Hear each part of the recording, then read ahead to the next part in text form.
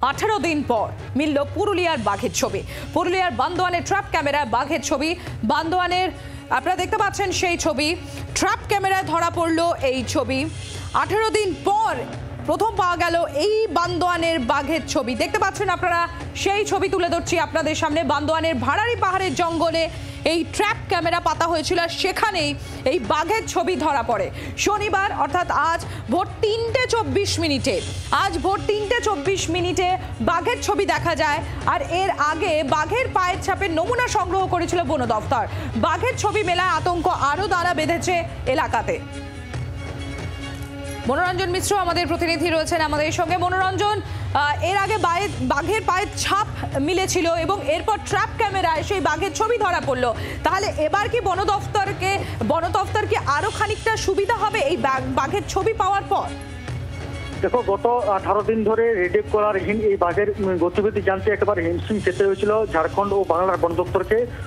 বাংলার যে পুরুলিয়ার বন দপ্তর রয়েছে সেই বাঘের গতিবিধি জানার জন্য রায়কাস থেকে শুরু করে কেসরা বিভিন্ন জঙ্গলে প্রায় 50টিরও বেশি ট্র্যাক ক্যামেরা লাগানো হয়েছিল এই বাঘের গতিবিধি জানার জন্য। অবশ্যই 18 দিন পর এই বাঘের ছবি ধরা পড়েছে এই ট্র্যাক ক্যামেরা। জানা গিয়েছে যে বান্দোয়ানের যে ভাড়ারি পাহাড় রয়েছে সেই পাহাড়ে একটি ট্র্যাক ক্যামেরার মধ্যে একটি মাত্র বাঘের ছবি পাওয়া গেছে 18 দিন পর।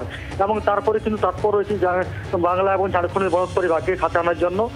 ইতিমধ্যে যে এই বাঘকে খাঁচাবন্দি করার জন্য বন দপ্তরের পক্ষ থেকে একাধিক ট্র্যাপ ক্যামেরা বসানোর পাশাপাশি নাইট ভিশন ড্রোন ক্যামেরার মাধ্যমে নজরদারি চালানো হচ্ছে। পাশাপাশি একাধিক ফাঁদ পাতা হয়েছে, যেখানে ফাঁদে রাখা হয়েছে ছাগল থেকে শুরু করে গবাদি পশুর।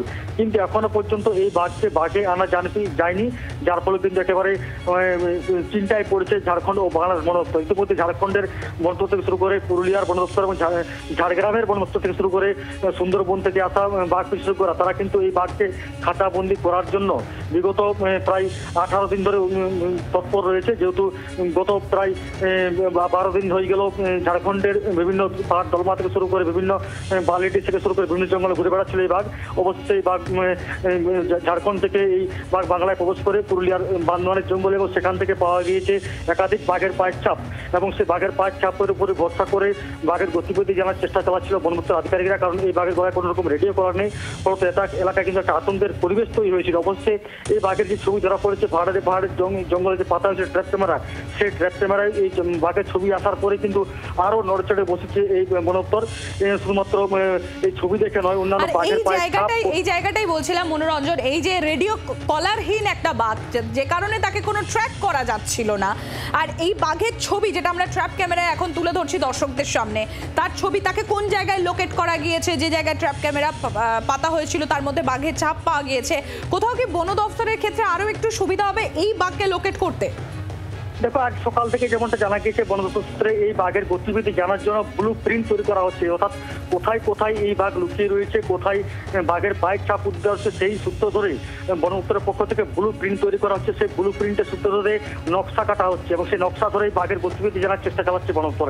কারণ এই বাঘের গলা যেহেতু রেডিও কলার নেই, তুমি যেমনটা বললে এই বাঘের রেডিও কলার নেই, সেই সূত্র ধরে কিন্তু বাঘের গতিবিধি জানার চেষ্টা চালানো হচ্ছে। অবশ্য ড্রোন ক্যামেরা যে নজরদারি চালানো হচ্ছে, শুধুমাত্র নাইট ভিশন ক্যামেরা নয়, ড্রোন ক্যামেরা সকালবেলা তো চালানো হচ্ছে নজরদারি, কিন্তু সেই ক্যামেরাতে এখন পর্যন্ত বাঘের ছবি ধরা পড়েনি।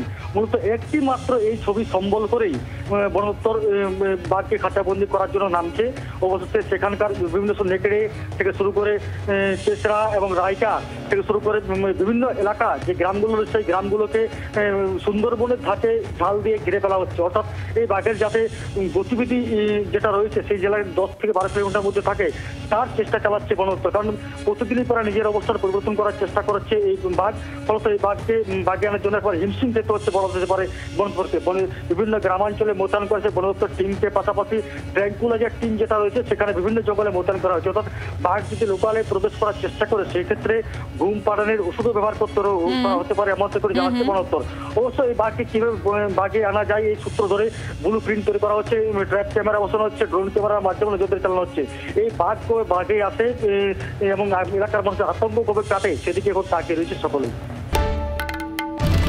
বাংলার আওয়াজ, বাঙালির আবেগ, জি 24 ঘন্টা।